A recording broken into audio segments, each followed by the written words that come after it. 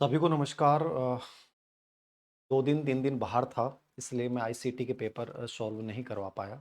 कोशिश करूँगा कि 2 दिन 3 दिन में ये सभी पेपर मैं करवा दूँ। आज बायोलॉजी का पेपर मैं जो है वो सॉल्व करवा रहा हूँ। 10% आईसीटी पेडागोजी के आए हैं और मुझे नहीं लगता कि जिन्होंने अपनी वाली किताब पढ़ी है या क्लासें ली हैं, उन बच्चों को कोई भी बिंदु में कोई प्रॉब्लम आई होगी। फिर भी अपन सूक्ष्म रूप से एनालिसिस कर लेते हैं। ये उन बच्चों के लिए बड़ा उपयोगी होगा जिनका आगामी 2 या 4 दिन में पेपर है। उनको एक आइडिया लगेगा कि क्या चीज़ें हमें प्रिफेयर करनी चाहिए। पहला प्रश्न जो इसके अंतर्गत है वो इंक्वायरी ट्रेनिंग मॉडल के ऊपर है और इसके सोपान पूछे। मैं बार-बार आपको बोल रहा था कि सोपान बहुत इंपॉर्टेंट बिंदु है। टीचिंग मॉडल एक इंपॉर्टेंट टॉपिक है और इसके अंतर्गत हमें सोपान बहुत शानदार तरीके से पढ़ के जाने हैं। तो सोपानों में कहीं लापरवाही मत करना। ये पहला सोपान पूछा है इसमें। पूछताछ प्रशिक्षण प्रतिमान का सोपान पूछा है। किसने दिया? रिचर्ड सचमैन ने दिया है। तो इसमें सबसे पहले क्या होता है? सबसे पहले अपन समस्या की पहचान करते हैं। प्रॉब्लम को आइडेंटिफाई करते हैं, समस्या का प्रेजेंटेशन होता है। नंबर 2 फिर समस्या सही है कि गलत है, उस पे बच्चा प्रश्न पूछता है और जब तक उसकी जिज्ञासा शांत नहीं हो जाए, तो उसका वेरिफिकेशन होता है प्रॉब्लम का। फिर क्या करते हैं टीचर और बालक दोनों मिलके आंकड़ों को एकत्रित करते हैं, यानी डाटाज़ कलेक्शन होता है, डाटा गैदरिंग होती है, प्रयोग करते हैं कि समस्या क्या है, इसका समाधान क्या हो सकता है। फिर जो है वो समस्या का क्या करते हैं स्पष्टीकरण करते हैं, समाधान देते हैं कि समस्या का संभवतः समाधान ये होगा। और लास्ट में एनालिसिस होता है कि वो सही रही कि गलत रही। इसके अकॉर्डिंग जो है पूरा ये सोपान चलता है। तो इसमें आंसर और इसके अकॉर्डिंग क्या हो जाएगा? 1 नंबर का ऑप्शन हो जाएगा ACBED। और ये किताब में एज इट इज पूरी टेबल मैंने बना रखी है, आप देख लेना 197 के पृष्ठ के ऊपर पूरी किताब में एज इट इज सेम सोपान मिलेंगे आपको। तो जिस भी बच्चे ने पढ़ा होगा उसका आंसर सही होगा। 2 नंबर। अ, दूसरा प्रश्न ये था कम्युनिकेशन की बाधाओं को पार करने के लिए इनमें कौन सा युग्म सुमेलित नहीं है? पृष्ठभूमि संबंधी बाधाएं कौन सी होती हैं? जैसे पूर्व धारणाएं, पूर्व अधिगम, सांस्कृतिक रीति रिवाज ये आते हैं। तो पूर्व धारणाएं, पूर्व अधिगम आते हैं तो इसमें क्या लिखा हुआ है? सर्वे विकर्षण न्यूनतम करना। तो ये तो किस में आता है? फिजिकल बैरियर है। ये तो क्या है? भौतिक बाधा है। तो इसलिए कंफ्यूजन होना ही नहीं चाहिए। भौतिक बाधे में क्या आता है? एकदम सही है। ऑडियो विजिबिलिटी, ध्वनि है, ठीक है, आपका भौतिक वातावरण से रिलेवेंट चीजें हैं, सब सही सुने। भाषा में प्रतीक और ग्राफ को स्पष्ट करना सही है। जब आपको कोई लैंग्वेज समझ में नहीं आए तो अपन डायग्राम्स दिखा के और कोई चीज दिखा के उसको क्लियर करें, तो ये पॉजिटिव है। मनोवैज्ञानिक में नियमित फीडबैक देंगे, क्योंकि साइकोलॉजिकल बाधा में क्या आता है? ये तो आता है अधूरी इच्छाएं, चिंताएं, टाइम पे पृष्ठ पोषण नहीं मिलना, तो इसमें नियमित फीडबैक देंगे तो ये पॉजिटिव है। तो आंसर यहाँ पे गलत क्या है? पृष्ठभूमि संबंधी बाधा में क्या है? हम सांस्कृतिक रीति रिवाज, परंपराएं, पूर्व धारणाएं ये सब आती हैं, तो ए ऑप्शन गलत है। इसका भी आप 61 186 के पृष्ठ पे एज इट इज डाल रखा है, देख लीजिएगा। वो इसलिए करना पड़ता है जिक्र, आप सोचते हो सर किताब का क्यों? मुझे पसंद नहीं है, बट इसलिए कि आप लोगों को ये नहीं लगे, नेगेटिविटी नहीं है कि हाँ सर की किताब से प्रश्न सवार हैं।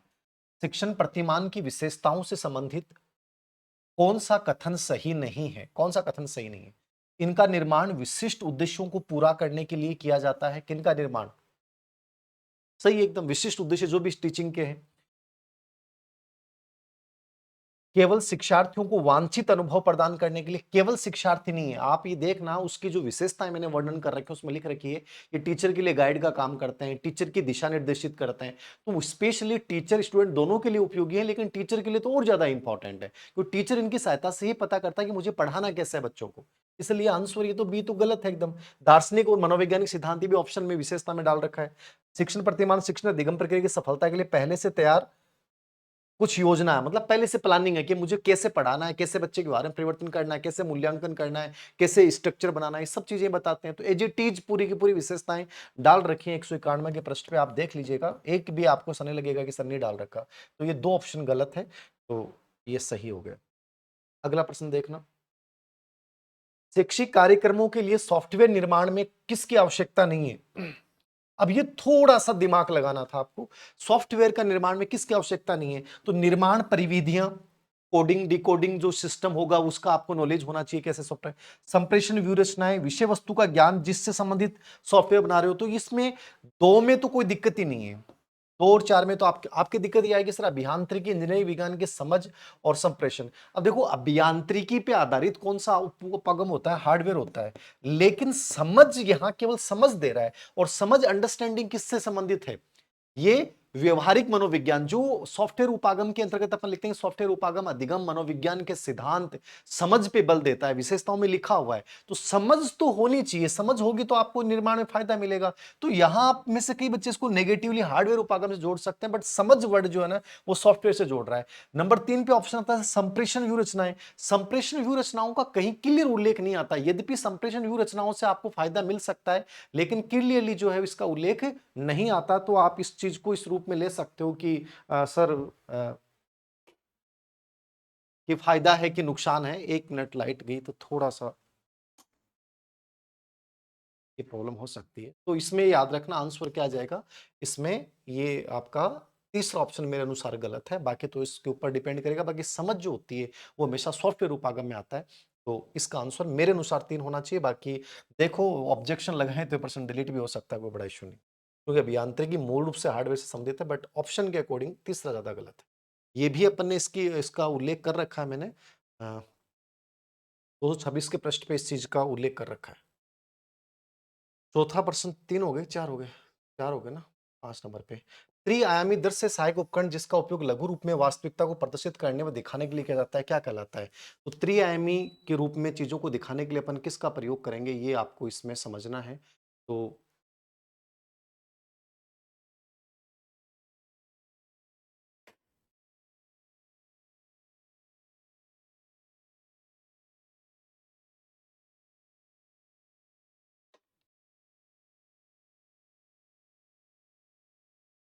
1 मिनट लाइट आ गई इसलिए प्रॉब्लम नहीं। हाँ, त्रिआयामी दृश्य सहायक उपकरण जिसका उपयोग लघु रूप में वास्तविकता को प्रदर्शित करने व दिखाने के लिए किया जाता है, क्या कहलाता है? तो इसमें भी आपको थोड़ा-सा कन्फ्यूजन ज़रूर हुआ होगा। पोस्टर ये तो 2D है और फोटोग्राफ ये भी 2D है, तो ये तो इसमें कन्फ्यूजन नहीं होगा। यहाँ कन्फ्यूजन ये कर दिया, ये भी 3D है और ये भी 3D है। मॉडल क्या होता है? जैसे मुझे ताजमहल दिखाना तो मैं उसका छोटा रूप में मॉडल दिखा सकता हूँ, तो सूक्ष्म रूप में चीज़ों को दिखा सकते हैं। और डायरोमोमा भी यही होता है। डायरोमा में भी क्या होता है, किसी भी बड़ी से बड़ी चीज़ को आप बहुत छोटी सी रूप में प्रदर्शित कर सकते हैं। तो यहाँ ऑप्शन के अकॉर्डिंग, इस प्रश्न के अकॉर्डिंग प्रतिरूप भी सही है और डायरोमा भी सही है। अब एग्जामिनर ने आंसर इसका क्या माना है वो चीज देखनी होगी। इसके अंतर्गत उपयोग लघु रूप में, मॉडल में केवल एक वस्तु को लघु रूप में दिखा सकते हो, डायरोमा में कई सारी चीजों को एक साथ में लघु रूप में दिखा सकते हो। लेकिन प्रश्न की भाषा भी क्लियर नहीं हो रही। त्रिआयामी दृश्य सहायक उपकरण जिसका उपयोग लघु रूप में वास्तविकता और प्रदर्शन दिखाने के लिए किया जाता है, दोनों का ही किया जाता है। इन दोनों का उपयोग किया जाता है, तो अब आंसर क्या माना जाएगा ये अलग चीज है। बाकी अपनी जितनी टेस्ट किताबें चलती हैं उनमें डायरोमा का तो नाम ही नहीं मिलता, इसका तो सब जगह नाम मिलता है मॉडल का। तो आपने मॉडल किया, डायरोमा किया, मेरे अकॉर्डिंग दोनों ही आंसर इसके माने जाएंगे। ठीक है, बाकी ज्यादा सटीक प्रतिरूप नमूना अपन कर सकते हैं, डायरोमा भी सही है। ठीक है, तो ये अपन ने अपने जो टीचिंग लर्निंग एड वाला है उसमें डाल रखा है 212 के पृष्ठ पे। अगला प्रश्न देखिएगा, सहकारी अधिगम कि कौन सी विधि लोकतांत्रिक प्रक्रिया के स्वरूप और गतिशीलता तथा शैक्षिक अन्वेषण की प्रक्रिया को एक शिक्षण रणनीति में संयोजित करने का प्रयास करती है? कोऑपरेटिव लर्निंग के मेथड पे प्रश्न पूछा है आपको। कोऑपरेटिव लर्निंग के मेथड जो मैंने 5 या 6 बताए उनको ढंग से समझ के जाने के लिए बोला था, इनको समझ के जाना। पहला है एक साथ सीखना।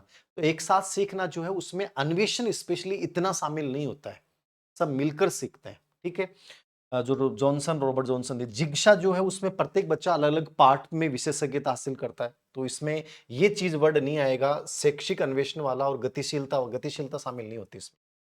टीम सहायता STAD, इसमें बच्चे टीमों के रूप में डिवाइड करते हैं। ठीक है, तो इसमें भी गतिशीलता नहीं आता है स्पेशली। समूह जांच जो ग्रुप इन्वेस्टिगेशन विधि है जो सेरेन एंड सेरेन ने दी थी, उसकी आप भाषा पढ़ना पूरी किताब में, मैंने इसमें लिख रखा है कि बच्चे सभी आपस में मिलते हैं, सभी उस टॉपिक पे पूरा एक्सप्लोर करते हैं, आपस में प्रतिस्पर्धा होती है, आपस में वो होती है, गतिशीलता होती है, फिर चीजों में कोई कमी रह गई है तो फिर वापस से सारांशीकरण करते हैं। मतलब उसमें गतिशीलता भी है, लोकतांत्रिकता भी है और अन्वेषण है। स्पेशली अन्वेषण वर्ड आपको यदि किताब में अपने कहीं जगह मिलेगा तो ये दोनों तीनों वर्ड इसी में लिखे हुए हैं, समूह अन्वेषण में, और 100% इसका आंसर यही होगा। तो इसका आंसर क्या करना है आपको, 4 नंबर करना है। क्या करना है, 4 नंबर करना है।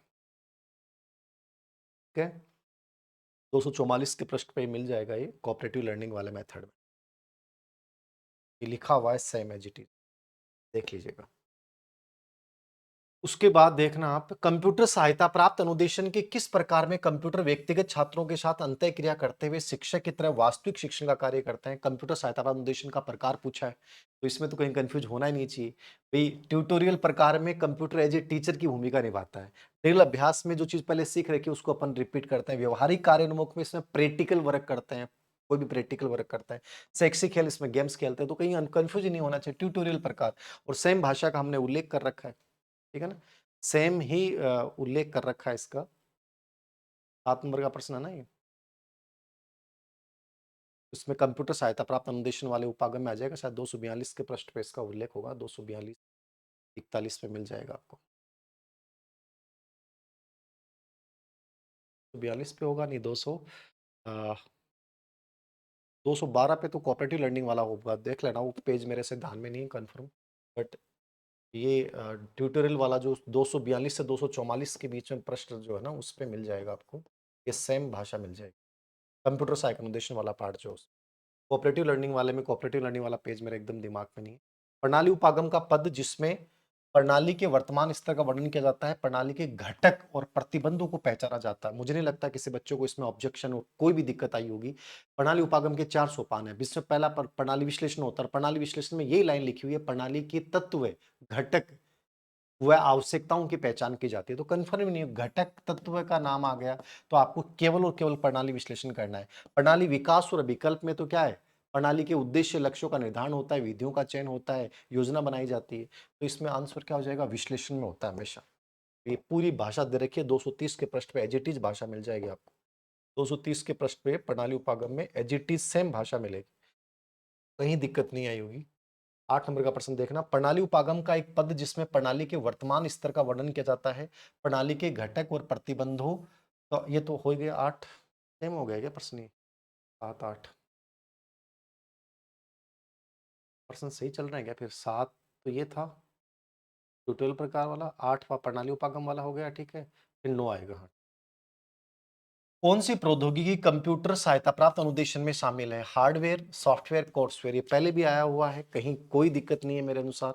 आपने 100% कर दिया होगा, ठीक है। क्या होगा बताओ? हार्डवेयर, सॉफ्टवेयर और कोर्सवेयर, तीनों। हार्डवेयर मतलब सीपीयू मॉनिटर के रूप में, सॉफ्टवेयर जो भी सीडी डीवीडी जो भी प्रोग्राम्स हैं वो है, कोर्सवेयर क्या है, जो प्रशिक्षण प्रोग्राम तैयार करते हैं, प्रोग्रामर से इसका संबंध होता है। तो तीनों इसमें योगदान देते हैं, इसलिए आंसर क्या हो जाएगा, ए बी सी। ये 244 के प्रश्न पे डाल रखा है लास्ट लास्ट में, वो 241 या 42 पे होगा पहले वाला प्रश्न। और कंप्यूटर कोऑपरेटिव लर्निंग वाला 212 पे शायद। लास्ट प्रश्न है इसमें 10 नंबर का, शिक्षण अधिगम में हार्डवेयर से संबंधित दो कथन है। हार्डवेयर तकनीकी ज्ञान पर, टेक्नोलॉजी ज्ञान पे परिचालित होता है, ठीक है। चलचित्र हार्डवेयर का उदाहरण है, गलत है। चलचित्र किसमें होता है, सॉफ्टवेयर होता है। चलचित्र जिसमें चलाया जाता है वो हार्डवेयर है, बट चलचित्र जो है किस माना जाता है, सॉफ्टवेयर। सीडी जो मूवी है आपकी, वो एक प्रकार से क्या, सॉफ्टवेयर। तो ए सही है, परंतु बी गलत है। ये भी आपको उस पे 226-27 वाले प्रश्न पे मिल जाएगा। 226-27 के प्रश्न पे आपको उसमें 226-27 में मिल जाएगा, और जो आपका शिक्षण सहायक सामग्री वाला टॉपिक है उसमें भी इसका उल्लेख मिल जाएगा। तो ये टोटल आपके 10% थे बायोलॉजी में, ठीक है। ये देख लीजिएगा, अ, ये कंप्लीट है आपका। और एक 2-3 पेपर और हुए हैं शायद, मैं कोशिश करूंगा कि वो भी मैं हल करवा दूं, आज टाइम मिला तो। एक हिस्ट्री का हो गया, और किसका हो गया मुझे भेज देना, जो भी है मैं करवा दूँ। Thank you.